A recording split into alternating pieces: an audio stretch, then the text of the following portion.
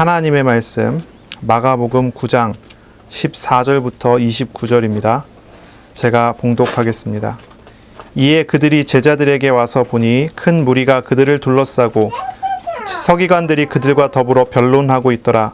온 무리가 곧 예수를 보고 매우 놀라며 달려와 문안하거늘 예수께서 물으시되 너희가 무엇을 그들과 변론하느냐? 무리 중에 하나가 대답하되 선생님, 말 못하게 귀신 들린 내 아들을 선생님께 데려왔나이다. 귀신이 어디서든지 그를 잡으면 거꾸러져 거품을 흘리며 이를 갈며 그리고 파리해지는지라. 내가 선생님의 제자들에게 내쫓아 달라 하였으나 그들이 능히 하지 못하더이다. 대답하여 이르시되 믿음이 없는 세대여, 내가 얼마나 너희와 함께 있으며 얼마나 너희에게 참으리오. 그를 내게로 데려오라 하시매 이에 데리고 오니 귀신이 예수를 보고 곧 그 아이로 심히 경련을 일으키게 하는지라. 그가 땅에 엎드러져 구르며 거품을 흘리더라. 예수께서 그 아버지에게 물으시되 언제부터 이렇게 되었느냐 하시니 이르되 어릴 때부터니이다. 귀신이 그를 죽이려고 불과 물에 자주 던졌나이다. 그러나 무엇을 하실 수 있거든 우리를 불쌍히 여기사 도와주옵소서. 예수께서 이르시되 할 수 있거든이 무슨 말이냐? 믿는 자에게는 능히 하지 못할 일이 없느니라 하시니 곧 그 아이의 아버지가 소리를 질러 이르되 내가 믿나이다. 나의 믿음 없는 것을 도와주소서 하더라. 예수께서 무리가 달려와 모이는 것을 보시고 그 더러운 귀신을 꾸짖어 이르시되 말 못하고 못 듣는 귀신아, 내가 내게 명하노니 그 아이에게서 나오고 다시 들어가지 말라 하시매 귀신이 소리 지르며 아이로 심히 경련을 일으키게 하고 나가니 그 아이가 죽은 것 같이 되어 많은 사람이 말하기를 죽었다 하나 예수께서 그 손을 잡아 일으키시니 이에 일어서니라. 집에 들어가심에 제자들이 조용히 묻자오되 우리는 어찌하여 능히 그 귀신을 쫓아내지 못하였나이까? 이르시되 기도 외에는 다른 것으로는 이런 종류가 나갈 수 없느니라 하시니라. 아멘. 오늘은 마가복음 9장 14절부터 29절입니다. 믿음과 기도라는 제목으로 우리가 함께 말씀을 나누겠습니다. 이 본문의 말씀은 우리가 잘 알고 있는 본문 중에 하나이지요. 예수님께서 변화산에서 베드로와 요한과 야고보와 함께 변화된 모습, 변형된 모습을 보여주셨고요. 그리고 난 다음에 그 산에서 내려오셨어요.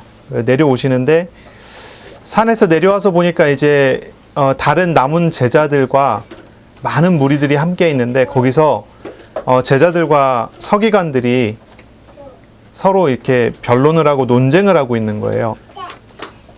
예수님께서 내려오셔서 물어본 겁니다. 무엇을 가지고 변론하느냐? 이렇게 물어보셨어요. 그때 그 무리 중에 한 사람이 나와서 이제 이야기를 합니다. 귀신 들린 아들을 데리고 왔는데 그 증상은 이제 이 내용을 보니까 간질하는 것과 비슷해요. 간질 증상하고 비슷한 증상이에요. 예수님의 제자들에게 이 아들을 고쳐달라고 했지만 이 아들을 고치질 못한 거죠. 이제 그걸 가지고 이제 서로 논쟁을 하게 된 거예요. 서기관들은 다른 말로 이제 율법학자들이죠. 율법학자들. 율법을 가지고 아마 이야기를 했겠지요. 귀신 들린 병, 그리고 간질하는 병은 아무래도 죄로 인한 부정한 결과일 것이다. 그러니 그것을 고치기보다는 정죄하기 바빴을 거예요. 근데 제자들은 아마 얘기했겠죠. 예수님의 이름으로 예수님께서 병자들을 고치신다. 당연히 고칠 수 있다. 제자들은 못 고쳤지만 예수님께서 하실 수 있다고 이야기를 했을 거고, 그러나 율법학자들, 서기관들은 그렇지 않다고, 율법에 의하면 이건 저주받은 것이기 때문에 될 수가 없다. 죄의 문제, 죄의 결과이기 때문에 안 된다. 아마 그런 변론들을 하고 있지 않았을까 싶어요. 이때 이제 예수님께서는 뭐라고 얘기하시냐면 이렇게 얘기하십니다. 이 세대가 이렇게나 믿음이 없을까? 이 세대가 믿음이 없구나. 내가 언제까지 너희와 함께 있으면서 언제까지 이런 믿음 없음을 용납하고 참아야 될까? 그렇게 얘기하세요. 믿음이 없다고 지적을 하시고, 그리고 그 아이를 데리고 와라 했어요. 데리고 왔는데, 이 아이를 데리고 왔는데 말한 대로 간질병과 같은 증상을 보여주는 겁니다. 이에 예수님께서 물어보십니다. 언제부터 이렇게 됐느냐? 그랬더니 그 아버지가 얘기하기를 어릴 때부터 그렇습니다. 어릴 때부터 귀신이 그 아이를 죽이려고 불에 던지고 물에 던지고 했다는 거예요. 자주 그랬다는 겁니다. 그렇지만 이제 이 아버지가 이제 구하는 거지요. 그러나 무엇을 하실 수 있거든 불쌍히 여기고 도와주십시오라고 이야기를 해요. 그때 예수님께서 또 다시 믿음에 대한 이야기를 하시지요. 할 수 있거든이 무슨 말이냐? 할 수 있거든이 무슨 말이냐? 믿는 자에게는 안 되는 일이 없다. 그렇게 이야기를 하셔요. 이 말을 듣고 그 아이의 아버지가 소리를 지릅니다. 아마 예수님이 하시는 그 말씀을 들으면서 이 사람이 예수님에 대해서, 예수님의 영광에 대해서, 그리고 예수님이 말씀하시는 복음의 어떠한 모습에 대해서 좀 깨닫게 되고 은혜를 입게 되는 것 같아요. 그런 이 사람이 소리 지릅니다. 내가 믿나이다. 나의 믿음 없는 것을 도와주소서. 예수님께서 그 아이를 데리고 와서 귀신을 나가라 했고, 귀신이 나가면서 이 아이에게 경련을 일으켜서 죽은 것 같은 모습이 됐다고 그래요. 하지만 예수님께서 그 손을 잡아 일으키시니까 일어나게 됐습니다. 그리고 난 다음에 예수님께서 집에 들어가셨어요. 이제 제자들이 예수님께 이제 물어보는 겁니다. 예수님, 어째서 우리들은 이 귀신을 쫓아내지 못했습니까? 예수님은 하시는데 우리는 왜 안 됐습니까? 그랬더니 예수님 대답하십니다. 기도 외에는 이런 귀신 같은 존재들을 나가게 할 수 없다. 기도해야 된다. 라고 이야기를 하세요. 오늘 전체적으로 이렇게 본문을 보면요. 믿음에 대한 지적이지요. 믿음에 대한 설명이에요. 그리고 기도에 대한 설명입니다. 이 본문의 상황을 이렇게 볼까요? 상황을 이렇게 보세요. 예수님의 제자들은 그동안 예수님을 따라다니면서 예수님이 하셨던 사역들을 보았습니다. 귀신 들린 자가 귀신이 떠나고 질병 걸린 자가 질병이 떠나는 것을 경험을 했지요. 그뿐 아니지요. 예수님께서 제자들을 훈련시키면서 둘씩 짝지어서 현장에 내보냈을 때 거기서도 제자들은 경험을 했어요. 예수님의 이름으로 귀신이 떠나는 것, 예수님의 이름으로 질병이 치료되는 것들을 제자들이 경험을 했어요. 그러나 이 제자들은요, 어떤 확신이 있었던 거예요. 믿음이 있었던 거죠. 뭐냐면 예수님의 이름으로 선포하고 예수님의 이름으로 기도하면은 반드시 응답된다라고 하는 그런 믿음이 있었고 그런 어떤 마음의 확신이 있었던 것이지요. 그런 상황에서 귀신 들린 아이가 온 거예요. 그리고 그 아이를 고쳐달라고 부탁을 했을 때 이 제자들은 확신이 있었을 거예요. 아, 이 아이를 우리가 고쳐야 되겠다. 그래서 전에 경험해봤던 대로 제자들은 아마 예수님의 이름으로 선포하고 예수님의 이름으로 귀신을 떠나가게 하려고 노력을 많이 했을 것입니다. 하지만 이 귀신 들린 아들, 이 아이는 치료되지 않았죠. 자, 그런 상황에서 벌어진 일이지요. 그런 상황에서 서기관들이 나와서 이제 변론하고 논쟁하기 시작한 거예요.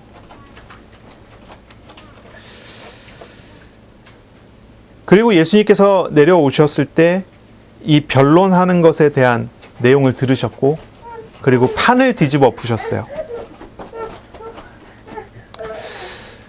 예수님의 제자들과 이 서기관들의 이 논쟁은 간략하게 이렇게 정리를 하자면 이런 부분이지요. 귀신 들린 질병에 어디서 왔는지, 그 질병의 원인이 무엇인지, 그리고 그 과정이 어떻게 되는 것인지, 그 결과가 어떻게 될 것인지, 이 치유의 방법은 어떻게 될 것인지, 이 제자들의 말과 이 서기관들의 관심은 그런데 이제 맞춰져 있는 것이지요. 율법에 비추어서 이 질병을 어떻게 봐야 될 것인지, 그리고 이 질병을 예수님의 이름으로 어떻게 치유할 수 있는 것인지, 그런 쪽에 논쟁들이 맞춰져서 되는 것이에요. 하지만 예수님께서는 이 질병의 원인이나 과정이나 아니면 치유의 방법이나 이런 부분에 대해서 예수님께서는 관심 있지 않았어요. 그냥 예수님은 탄식하십니다. 예수님의 탄식은 모두가 믿음 없음에 대한 탄식이에요. 모두가 믿음이 없다고 하는 것.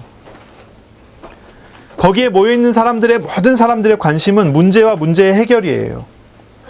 서기관들의 관심도 문제와 문제의 해결이고요. 제자들의 관심도 문제와 문제의 해결이에요. 그러나 예수님께서는 그 문제와 문제의 해결이 아니라는 거지요. 믿음이 없다라고 하는 부분에 대한 지적이에요. 믿음에 대한 지적이에요. 문제가 아니에요. 우리가 이런 질문을 하게 돼요. 요셉이 형들에 의해서 죽을 뻔하다가 노예로 팔려가게 됐지요. 애굽의 이집트의 노예가 됐어요. 그때 사람들은 생각하지요. 우리가 노예가 된다면 어떻게 될까? 많은 사람들은 아마 노예가 된다고 한다면 기도할 것입니다. 어떻게 기도할까요? 이 원수를 갚아주세요. 이런 기도도 나올 거고, 노예에서 해방되게 해주세요. 노예 해방에 대한 기도를 할 거예요. 자기가 당한 문제를 두고 그 문제에서 벗어나기 위한 그런 이야기를 하고 그런 말을 하지 않겠습니까? 욥이라는 사람이 있습니다. 욥이라는 사람이 큰 시험을 당하고 문제를 당했어요. 욥의 친구들이 달려왔어요. 이 욥의 친구들은 욥에게 이야기를 합니다. 무슨 이야기합니까? 이거에 대한 이야기를 합니다. 너가 왜 그런 문제를 당했느냐? 그 문제를 어떻게 해결해야 되겠느냐? 문제와 문제 해결에 딱 초점이 맞춰져서 이야기를 해요. 욥에게 이야기합니다. 이건 아무리 봐도 죄 때문에 시험이 오고 문제가 온 거다. 그러니 회개하라. 문제와 문제의 원인, 그리고 문제 해결 방안에 대한 관심이에요. 그걸 계속 이야기하고 계속 설명해요. 그러나 욥은 그 문제가 아니라는 거예요. 그걸 계속 변론하고 논쟁을 합니다. 1차로 변론하고 2차로 변론하고 계속 변론을 합니다. 그러나 마지막에 어떻게 결론이 나지요? 욥의 친구들이 했던 말에 대해서 하나님께서는 그 친구들이 죄 없다고 하지 않았어요. 그 친구들을 위해서 하나님 앞에 제사를 지내라고 이야기하죠. 어디에 무슨 문제였습니까? 욥에 대해서도요. 결국은 믿음의 문제였어요. 믿음의 문제. 요셉에 있어서 진짜 문제는 무엇입니까? 문제의 원인과 문제 해결 방안이 아니지요. 하나님의 관심은 그것이 아니었습니다. 하나님의 관심은 노예된 요셉의 해방이 문제가 아니라 노예된 요셉과 어떻게 함께 하시느냐예요. 결국 믿음의 문제로 돌아가요. 예수님의 책망은 바로 그런 것입니다. 거기에서 일어나는 모든 변론들은 문제의 원인과 문제의 과정, 문제 해결 방안에 관련돼 있어요. 제자들은 자기들이 치료하지 못했지만 예수님께서는 치료할 수 있다고 하는 그런 주장들을 했을 것이고, 서기관들은 율법에 비춰서 이거는 죄로 인한 문제이기 때문에 해결할 수가 없다고 이야기하면서 그렇게 정죄를 했을 거예요. 그러니 문제의 원인과 문제의 과정과 문제 해결 방안을 가지고 계속 변론이 이루어지는 상황. 그러나 예수님께서는 내려오셔서 말씀하시고 선포하시기를 믿음이 없구나라고 하는 거예요. 거기에 모인 제자도, 무리도, 서기관들도 모두에 대해서 예수님께서는 믿음 없음에 대해 책망을 하시는 거예요. 믿음이 없음에 대해서. 이 세대가 이렇게 믿음이 없다라고 하는 거예요. 믿음이 없다는 거예요. 율법학자인 서기관, 구약 성경에 대한 전문가 계층이 서기관들이에요. 이 서기관들은 율법의 잣대로 정죄하기만 할 뿐이지 하나님에 대한 믿음이 없어요. 하나님의 말씀이 정죄의 도구가 되지, 죄를 묻는 도구가 되지, 하나님의 말씀을 가지고 하나님에 대한 믿음이 없어요. 하나님께서는 율법을 주십니다. 죄가 아니다라고 하는 기준에 대한 율법을 주세요. 그러나 그것만 주십니까? 아니지요. 레위기를 통해서 제사법을 가르쳐 주시고, 하나님께 나오는 길을 가르쳐 주시고, 메시아에 대한 비전을 가르쳐 주세요. 그러니 율법서를 읽으면 하나님께서 보내주시는 어린 양에 대한 메시지가 분명하지 않습니까? 그러나 이 사람들은, 이 서기관들은 성경을 보고, 구약 성경을 보고 율법을 이야기하지만 하나님께 대한 믿음은 없는 거예요. 그러니 탄식하시는 겁니다. 이 세대가 이렇게 믿음이 없구나. 무리들이나 제자들도 마찬가지예요. 제자들은 예수님의 가르침과 표적을 계속 경험해 왔지만, 그러나 하나님에 대한 믿음이 아니에요. 자신의 경험에 대한 믿음이 있지요. 오병이어의 기적을 경험하고, 칠병이어의 기적을 경험하고, 질병이 치료되는 것, 또 귀신이 쫓겨나는 것을 계속 경험해 왔으면서도 그런 경험을 기반으로 예수님께 바로 직전에 올바른 신앙 고백까지 했지 않습니까? 주는 그리스도시요 살아계신 하나님의 아들이시니다. 그런 신앙 고백까지 했으면서도 이 사람들은, 이 제자들은요, 믿음이 없다고 하는 예수님의 지적을 받게 되는 거예요. 이들이 하는 것은 이런 방법으로 했더니, 이런 수단으로 했더니 귀신이 나가더라라는 그런 관심이었지, 주님께서 행하시는 주님의 뜻과 계획, 주님과의 교제와 만남에 대한 믿음이 아니라는 것이죠. 이런 믿음 없음에 대한 지적, 이것이 일어나지요. 그러면서도 동시에 주님께서는 믿음이 없는 그들을 용납하고 계신다는 것, 그리고 오래 참고 계시다는 것을 드러내시지요. 아, 이 세대가 이렇게나 믿음이 없을까? 내가 언제까지 너희와 함께 있으면서 언제까지 이런 믿음 없음을 용납하고 참아야 할까? 예수님의 탄식이지요. 믿음이 없음을 지적하지만, 그러나 믿음 없는 그들을 그냥 내버려 두고 믿음 없는 중에 죽게 내버려 두시지 않는 것입니다.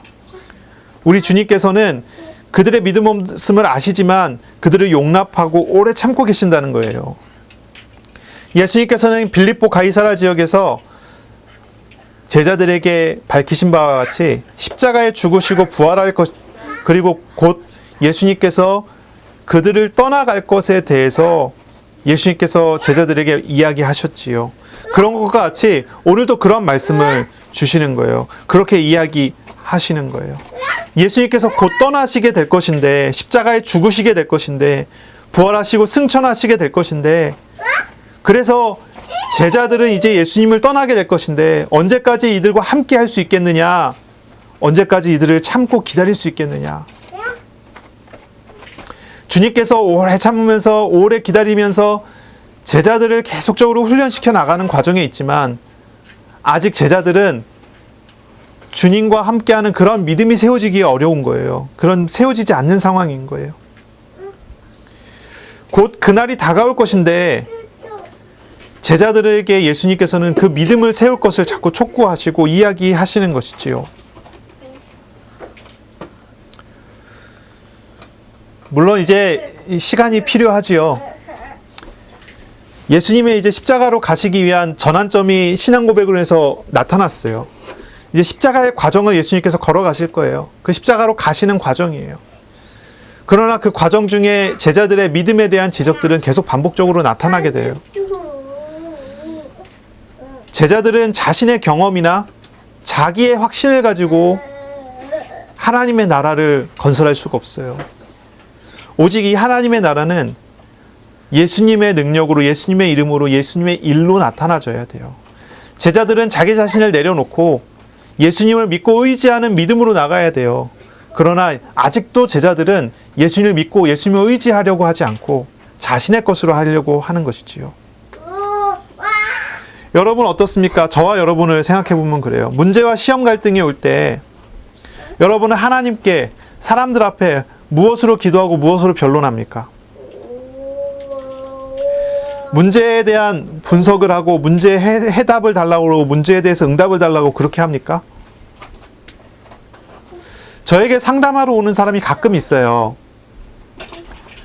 뭐 이런 문제가 있다, 저런 문제가 있다. 상담하러 오는 사람이 가끔 있어요. 그래서 상담을 해보면 자기 문제를 이야기하면서 이게 왜 그럴까요? 이걸 어떻게 해야 될까요? 어떻게 해야지 여기서 벗어날까요? 이런 부분에 대한 이야기를 해요.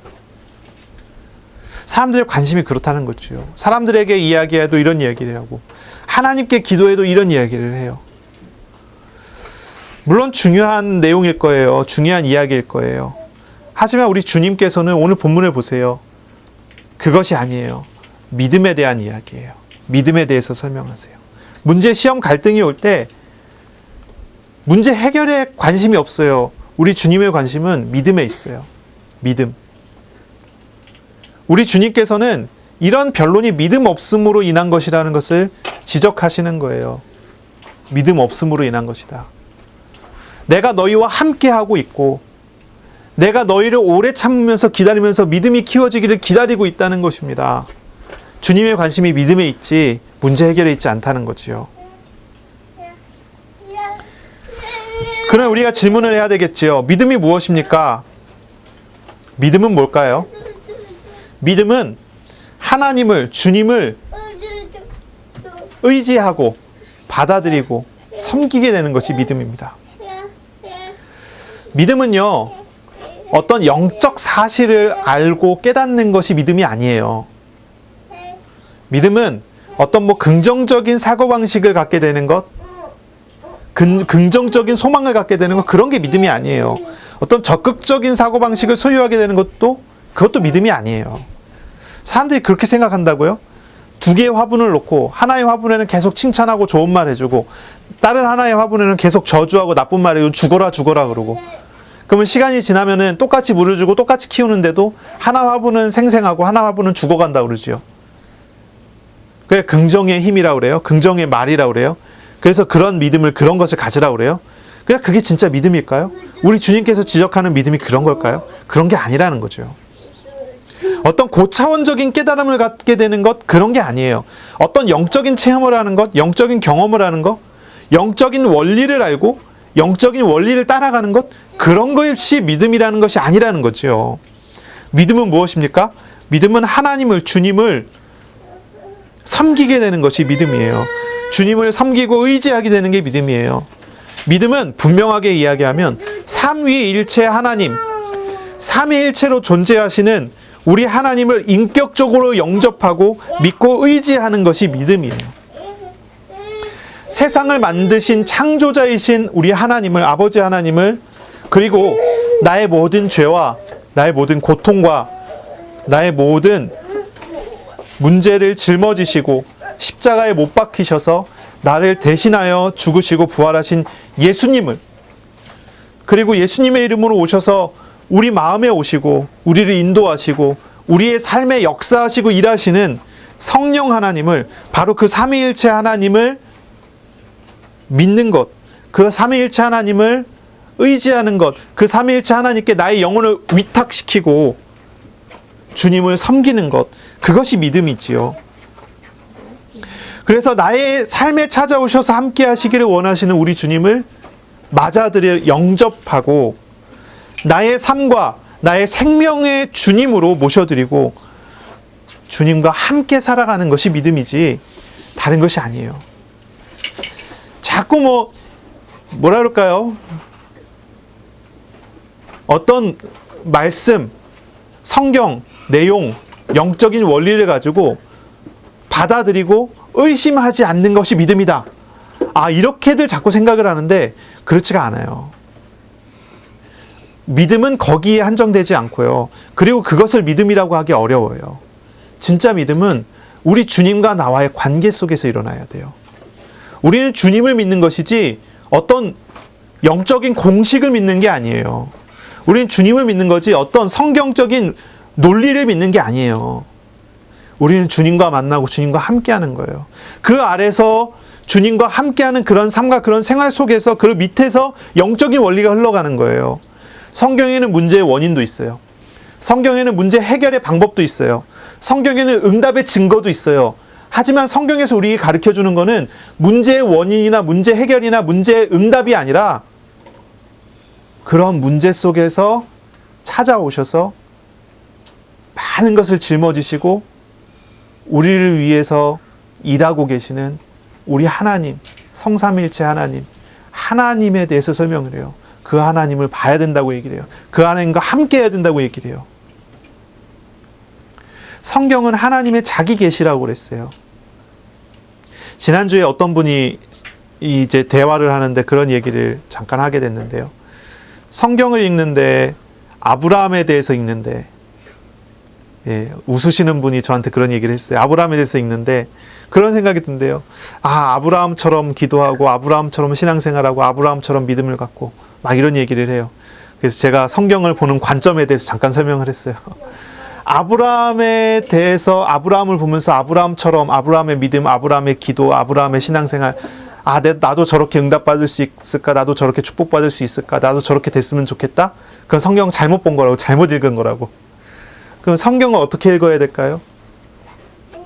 아브라함과 함께 하시는 하나님, 아브라함과 동행하시는 하나님, 아브라함 같은 사람에게 동행하셔서 아브라함을 이렇게 만들어 가시는 하나님, 믿음이 없는 아브라함이 이렇게 신앙 고백하기까지 하나님께서 어떻게 동행하셨는지, 성경을 통해서 하나님께서는 우리에게 하나님 자신을 보여주시는 거예요. 아브라함의 믿음입니까?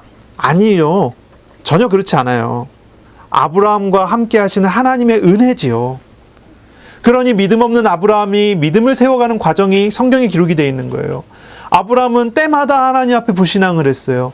그러나 하나님께서는 불신앙할 때마다 응답을 주셨고, 응답을 받은 아브라함은 그때마다 회개를 했어요.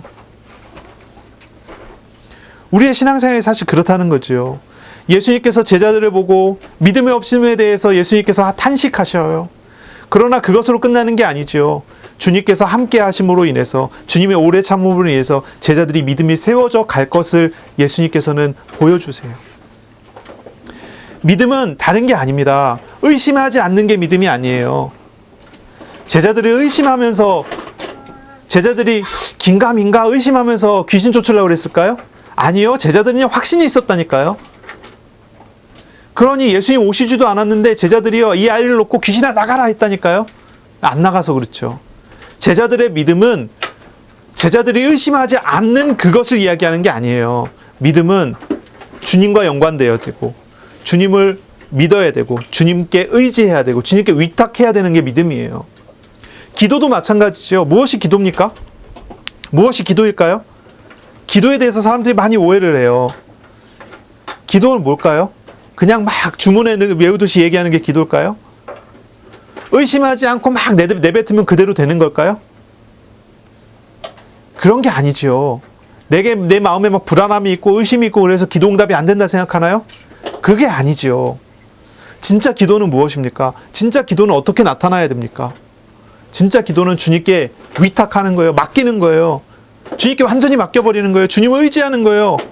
주님께 나아가고 주님과 교제하는 거예요. 그게 믿음이고 그게 기도예요. 그러니 우리가 바로 봐야지요. 믿음은 지식이나 방법을 받아들이는 것이 아닙니다. 정말 믿음은 무엇입니까? 저와 여러분에게 오셔서 함께 하시는 삼위일체의 하나님, 삼위일체의 주님을 의지하는 것이 믿음입니다. 그런 믿음을 회복하시기를 바랍니다. 아멘. 근데 가끔씩 이렇게 보면요, 저와 여러분은 문제를 만날 때마다 기도하는 훈련을 받는 것 같아요. 그런 기도하는 훈련이 돼 있는 것 같아요. 문제를 만나지 않을 때는 별로 기도하지 않고, 뭔가 답답하고 어렵고 뭔가 고민 있고 그럴 때만 기도하는 훈련이 돼 있지 않나. 아마 답답하고 힘들게 되면은 주님을 의지하게 되는 것 같아요. 답답하지 않으면 주님을 찾지 않게 되는 건 왜 그럴까요? 뭐 답답하지 않으면 주님 없어도 잘 살 수 있다고 느껴서 그렇게 하는 게 아닐까요? 이 말은 진짜 문제가 무엇일까에 대한 질문이에요. 진짜 문제가 무엇일까요? 진짜 문제가 무엇일까요?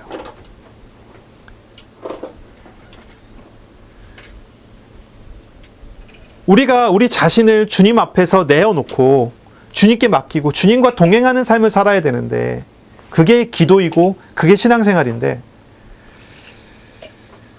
그렇지 않는 거예요. 주님께 맡기지 않고 주님께 드리지 않고 내 삶은 내 거라고 해놓고 그러고 살아가는 거예요. 문제가 왔는데 그게 진짜 문제가 아니고, 진짜 문제는 그 이전에 있는 거예요. 경제에 문제가 왔습니까? 아니면 인간관계에 문제가 왔습니까? 사람들이 그 문제를 보면서 답답해하고 기도하지만, 문제는 인간관계나 돈의 문제가 아니라 더 근본적인 데 있는 거예요. 그것이 뭡니까? 주님과의 관계 속에서 나타나는 거, 주님 앞에서 나타나는 거예요. 주님과의 관계가 온전하게 되지 않는 부분이죠. 주님과의 교제가 되지 않는 부분이죠.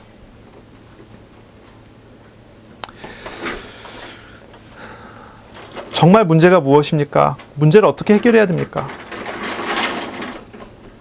오늘 본문에 볼까요? 어쨌든 오늘 본문에 보세요. 귀신 들린 문제, 질병의 문제가 왔어요. 이 질병은 간질 같은 거예요. 간질의 문제라고 하는 거, 간질의 증상을 상세하게 이렇게 설명을 해주죠. 이 문제는 갑자기 온 문제가 아니에요. 아주 오래된 문제예요. 어릴 때부터 계속되어 왔던 문제예요. 뿐만 아니죠. 그냥 단지 귀신 들리고 간질하는 정도로 끝나지 않아요. 자기 문제로 끝나지 않아요.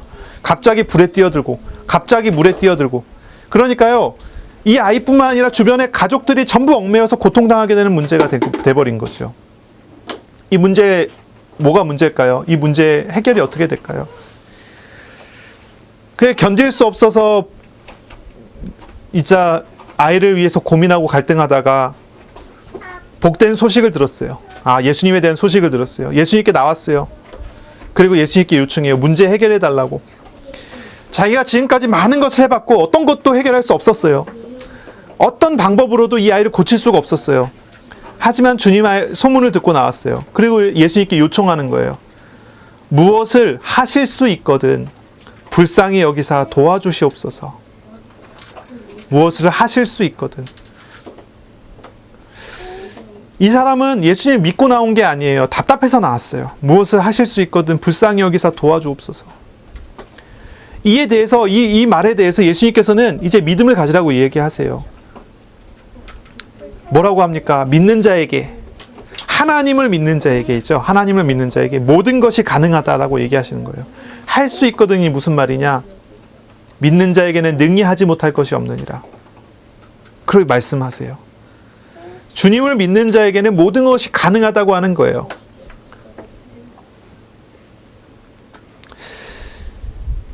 어떤 인간적인 방법과 수단을 통해서도 해결할 수 없는 문제죠. 귀신 들린 문제 해결이 됩니까? 안 돼요.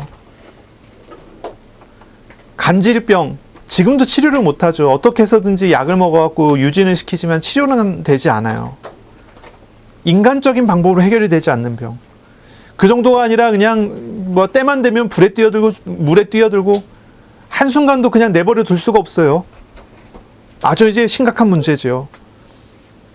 아무것도 할 수 없었어요. 어떤 방법으로 통해서도 해결할 수 없었어요. 그렇지만 예수님 무엇을 하실 수 있거든 불쌍히 여기사 도와주십시오소. 그러나 주님께서는 아주 간단하고 분명한 말씀을 하셔요. 주님을 믿는 자에게는 모든 것이 가능하다. 문제를 가진 사람에게 정말로 필요한 게 무엇입니까? 주님을 믿는 것이에요. 주님을 의지하는 거예요. 그렇게 예수님께서는 진단을 하세요. 이때 이 아이의 아버지가 소리를 지릅니다. 내가 믿나이다. 나의 믿음 없는 것을 도와주소서. 내가 믿습니다. 나의 믿음 없는 것을 도와주소서. 이 모습은요, 예수님을 믿게 됐다는 거예요. 예수님을 의지하게 됐다는 거예요. 한순간이지만 이 사람이 예수님을 받아들이게 된 거예요. 맞아들이게 된 거예요.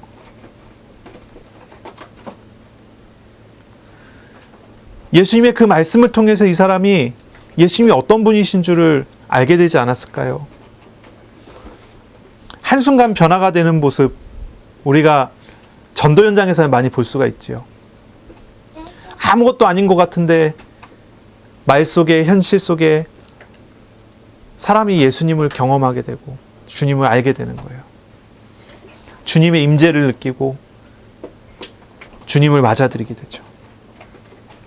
믿음을 갖게 되는 것은요, 어떤 혈육으로, 요한복음 1장 13절에 나오는 것처럼 혈육으로나 육정으로나 사람의 뜻으로 되지 않아요. 믿음은요.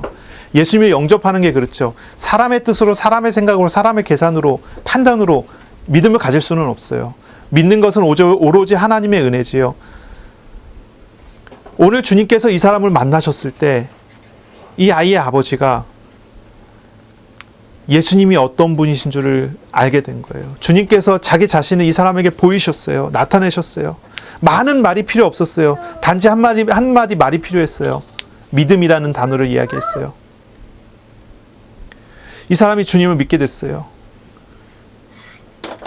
그리고 예수님께서 그 아이를 고치셨고, 예수님이 고치셨을 때 놀라운 은혜가 그 속에서 일어나게 되는 것이죠. 이제 시간이 지났습니다. 이 사람들을 다 돌려보내고 예수님께서 이제 집에 들어가셨어요. 그때 제자들이 와서 예수님께 질문을 합니다. 예수님 앞에 나와서 질문합니다. 28절에 제자들이 조용히 묻자오되 우리는 어찌하여 능히 그 귀신을 쫓아내지 못하였나이까? 라고 질문을 해요. 우리는 어찌해서 그 귀신을 쫓아내지 못했습니까? 이에 대해서 예수님은 뭐라고 얘기했냐면, 이런 종류는 귀신 같은 것들은 기도 외에는 나가게 할 수가 없다는 거예요. 기도만이 이런 귀신 같은 존재를 나가게 할 수 있다라고 이야기하세요. 여기서 뭐 귀신이라고 우리가 이제 지칭을 하지만 더 크게 본다면 이렇게 얘기할 수 있죠. 사람으로서 할 수 없는 문제, 사람으로서는 해결할 수 없는 문제, 이런 문제를 무엇으로 해결합니까? 뭐 간질 같은 질병, 이런 문제, 시도 때도 없이 물에 뛰어드는 문제, 어떤 정신적인 문제도 있을 수 있을 것이고, 이제 귀신 들리는 어떤 영적인 문제가 있을 거고요. 이런 문제를 무엇으로 해결합니까? 기도 외에는 할 수 없다. 이 예수님의 말씀이시지요. 하지만 우리 생각해 보면 그래요. 제자들도 아마 예수님과 비슷한 방법을 사용하지 않았을까요? 제자들도 기도하는 방법을 썼어요. 기도의 행위를 했다는 거예요. 하지만 예수님께서는 그게 기도가 아니라고 지칭을 하는 거거든요. 기도 외에는 그런 방법이, 그런 귀신 같은 것들이, 그런 문제들이 나갈 수 없는데, 우리도 기도했는데 왜 안 됩니까? 우리가 지금 기도하잖아요. 저와 여러분이 맨날 기도하지 않습니까? 문제 만나면 기도하고 평상시에도 기도하고 맨날 기도하잖아요. 근데 기도하는데 왜 우리에게는 그런 유가, 그런 능력이 나가지 않을까요?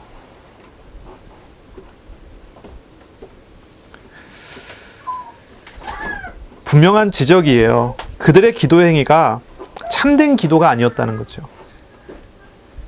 참된 기도가 아니었다는 거죠.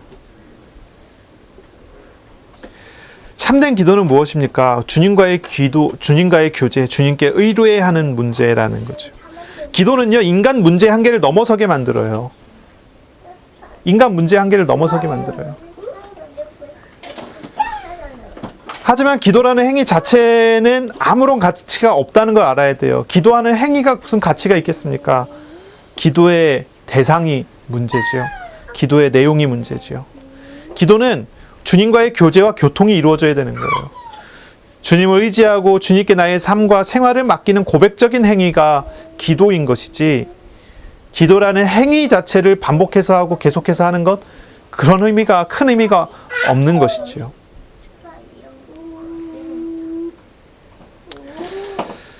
아주 오래전에 이런 사람을 만난 적이 있어요. 가위 눌리고 귀신 소리 듣는 사람. 여러분 그런 경험 해보신 적 있습니까? 가위 눌리는 경험, 뭐 귀신 소리 듣고 귀신 보고, 그런 사람들이 현장에 가면 있어요. 그렇죠? 저는 이제 한때 막 좀 뭐랄까 많이 배우고 알고 싶어서 무당들도 많이 찾아가 봤어요. 뭐 일주일에 한 번씩 무당집들을 막 방문했어요. 이 집 가고 저 집 가고 막 순회하면서 돌고 그랬어요. 귀신 들림, 가위 눌림, 뭐 귀신 환청 듣고 환상 보고 예지하고, 예지몽 꾼다고 그러죠. 밤에 꿈꾸면 그대로 이루어지는 뭐 예지몽 꾸고, 그런 사람들을 많이 봤어요. 경험도 많이 했고 이런저런 사람들 많이 봤어요.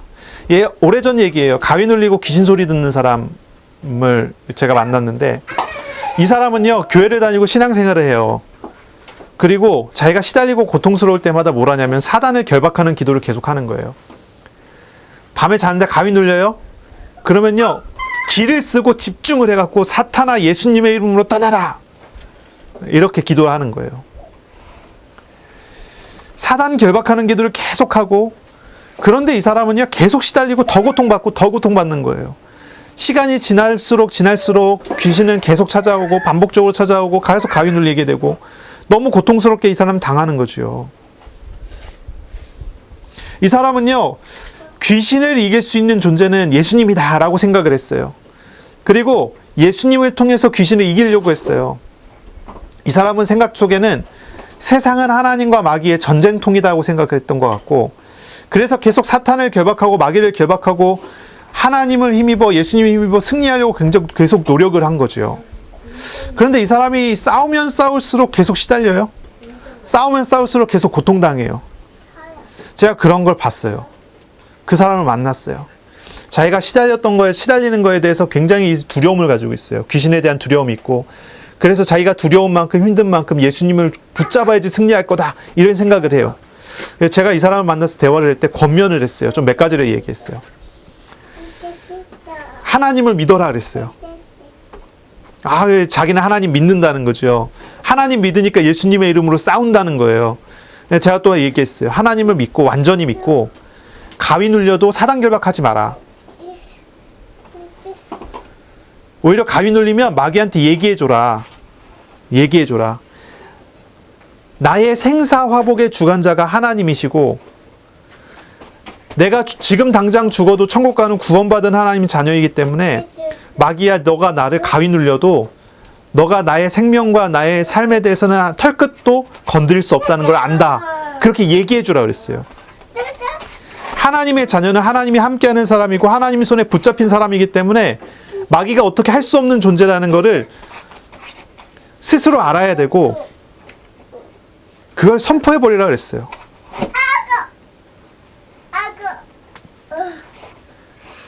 그러니까 마귀와 싸우지 말고 마귀와 싸우려고 하지 말고 하나님 편에 서서 대적하기만 해라. 이렇게 권면을 했어요. 근데 재밌는 일이 벌어졌어요. 그 이후로요, 그 사람이요, 몇십 년 동안 가위 눌리고 귀신 소리 듣고 귀신 보고 시달렸는데 그 이후로 지금까지 십몇 년 지났는데 가위 눌림이 없어요. 귀신 소리를 듣지 않아요. 해결돼 버렸어요. 간단한 어떤 예시지만요, 여러분이 생각해 볼 필요가 있어요.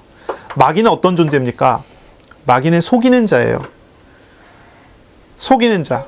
마귀는요, 스스로가 하나님을 대적하는 자라고 하지만 이 마귀는 결코 하나님을 이길 수 없죠.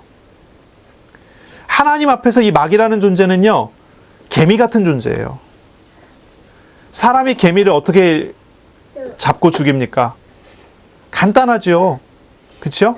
하나님 앞에서 마귀는요, 개미 같은 존재. 아니, 어떤 면에서는 개미만도 못한 존재예요. 하나님은 시공간을 초월하시는 창조주 하나님이시고 전능자 하나님이시지만 이 마귀 사탄은요, 타락한 천사라고 그러잖아요. 이 존재는요, 시간에 얽매이고요, 공간에 얽매이는 존재예요. 영적 존재라 사람보다는 조금 낫겠지만, 사람은 육신에 매여 있기 때문에 사람보다는 조금 낫겠지만 하나님 앞에서 아무것도 아닌 존재예요. 피조물에 불과한 것이지요. 그런데 이 마귀는 계속 속여요. 어떻게 속이냐? 자기가 하나님하고 대적하는 존재라 하나님과 비슷한 존재인 것처럼 속이는 거죠. 예수님께서 공생의 사역을 하실 때 마귀에게 시험을 받으셨어요. 그렇죠? 예수님께서 공생의 사역하실 때 마귀에게 시험 받으셨어요. 그리고 사망의 권세 잡은 자 마귀를 이기셨어요. 그 이유는 무엇입니까? 마귀가 하나님의 대적자이기 때문입니까? 아니에요. 성경엔 분명하게 이것을 기록하고 있어요. 분명하게 설명하고 있어요. 마귀가 대단한 존재라서 예수님께서 오셔서 마귀에게 시험 받은 게 아니에요.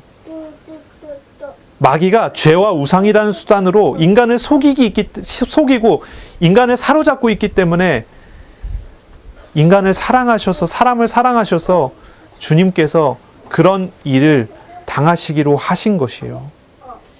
그래서 요한일서 3장 8절에 그랬죠. 죄를 짓는 자마다 마귀에게 속하나니 마귀는 처음부터 범죄함이라 하나님의 아들이 오신 것은 마귀의 일을 멸하려 하심이라 얘기를 했어요. 예수님께서 오신 목적이, 예수님께서 하신 사역의 목적이 사람을 구원하는 거예요. 사람이 죄라는 것에 의해서, 우상이라는 것에 의해서 마귀에게 사로잡혀 있기 때문에 죄의 모든 짐을 짊어지고 십자가에 죽으심으로 사망의 권세 잡은 자를 이기시는 거예요. 그게 사람을 구원하시는 거죠. 우리가 이것을 볼 필요가 있어요. 우리는요, 사실 마귀와 싸우려고 할 필요가 없어요. 전쟁하시는 분은 우리 주님이시고 하나님이시기 때문에 우리는 주님의 편에 서 있으면 돼요. 주님과 함께하는 사람은 주님 편에 서서 마귀를 대적하는 포즈를 딱 취하고 있으면 돼요. 이미 주님께서 이기셨기 때문에 우리는 이긴 자의 삶을 살게 돼요. 마귀는요, 우리를 어떻게 할 수 없다는 것이죠. 하나님을 믿는 하나님의 자녀를 마귀는 어떻게 건드릴 수가 없어요. 털끝 하나도 건드릴 수 있는 능력이 마귀에게 없어요. 그렇기 때문에 마귀가 사용하는 방법은 속이는 것입니다. 속이는 거예요. 요한복음 8장 44절에 마귀는 어떤 존재입니까? 처음부터 살인한 자예요. 이 사람은 거짓말장이에요. 거짓의 아비예요. 거짓말하는데 프로예요. 프로페셔널한 거짓말장이죠. 거짓말을 통해서 사람을 속이는 거예요. 여러 가지 방법을 동원해서 사람을 속입니다. 우리의 삶의 여러 가지 것들을, 어떤 것들을 갖다가 보여주면서 그런 것이 없으면 죽을 것 같다고 생각하게 만들어요. 그게 어떤 것입니까? 돈. 그게 돈이 우상되게 만드는 거죠. 사람이 우상되게 만드는 거예요. 건강이 우상되게 만드는 거예요. 그거 없으면 죽을 것처럼, 그거 없으면 죽을 것 같이 그렇게 만들어 가는 거예요. 그런 것에 얽매이게 만들어서 그런 것이 하나님을 대신하도록, 그 하나님 자녀가 하나님을 믿지 못하게 하는 거죠. 다른 것을 붙잡고 살아가게 만드는 거예요. 결국은 돈 같은 우상, 그런 우상을 심어서 그런 우상이 하나님을 대신하게 만들고, 그리고 그런 우상에 얽매이게 만드는 만큼 그것의 노예가 돼서 스스로 고통받게 만드는 거예요. 마귀가 하는 방법이 그런 거예요. 마귀의 수단이 그런 거예요. 그럼 우리가 어떻게 해야 되겠습니까? 정말로 믿는 믿음의 사람들은 어떻게 해야 되겠습니까? 오늘 본문을 생각해 볼 필요가 있어요. 29절에 기도 외에 다른 것으로는 이런 종류가 나갈 수 없느니라. 여러분, 마귀를 대적하시기 바랍니다. 우리를 얽매고 있는 우상을 보게 되면 하나님을 구하시기 바랍니다. 기도가 귀신을 나가게 한다고 했습니다. 주님과 동행하는 사람이 주님과 소통하고 주님을 의지하고 주님께로 돌아가는 것입니다. 주님을 의뢰하는 것입니다. 우리가 우상을 이기고 우상을 버리고 주님께로 돌아가시는 것은 오직 우리가 기도할 때, 주님을 찾을 때, 주님께로 돌아갈 때입니다. 그렇기 때문에 여러분, 주님을 의지하고 주님을 의뢰하는 삶을 살아야 합니다. 참된 자유를 그때 얻게 됩니다. 주님과 동행하는 삶을 그때 살게 됩니다. 문제가 무엇일까요? 우리에게 찾아온 시험이 문제지요. 우리의 삶에 우리의 힘으로, 사람의 힘으로 어떻게 해결할 수 없는 그런 것이 문제가 맞겠지요. 그런 것이 분명히 문제가 맞습니다. 하지만 그것보다 더 근본적이고 더 중요한 문제가 있어요. 그게 무엇이겠습니까? 믿음의 없음에 대한 부분이에요. 믿음 없음에 대한 부분이에요. 우리의 신앙생활, 우리의 삶 속에서 우리에게 있어서 정말 우선순위가 무엇이 돼야 되겠습니까? 요셉이 노예로 팔려가지만 노예로 팔려가는 게 문제가 될 때는 언제입니까? 요셉이 주님과 함께함을 잊어버릴 때 문제가 돼요. 근데 주님과 요셉이 함께할 때는 노예로 팔려가는 것은 문제가 되지 않아요. 이 말이 이해되시기 바랍니다. 우리에게 있는 시험이 있어요. 고통스러운 문제가 있어요. 진짜 문제는 그게 문제가 아니에요. 내가 지금 주님과 함께하는 그런 실상 속에 있는가가 문제예요. 그러면은 내가 지금 당하고 있는 고통도 사실 큰 문제가 되지 않아요. 주님 도우시니까요. 주님 함께 하시니까요. 근데 주님과 함께하는 그런 실상이 없다면, 그런 실상의 삶을 살지 못하면 모든 것이 문제가 돼버려요. 모든 것이 문제가 돼요. 답답하고 힘들 때만 하나님을 찾아요. 답답하고 힘들지 않으면 주님을 찾을 필요가 없는 것 같아요. 답답하고 힘들지 않으면 주님 없어도 잘 살 수 있다고 생각하는 것 같아요. 그게 문제예요. 어딘가에 얽매여 있으면서 자기가 어디에 얽매여 있다는 것을 알지 못하는 것 같아요. 지금은 잘 모르지만 시간이 지나보면 알 거예요. 그 속에서 발견될 거예요.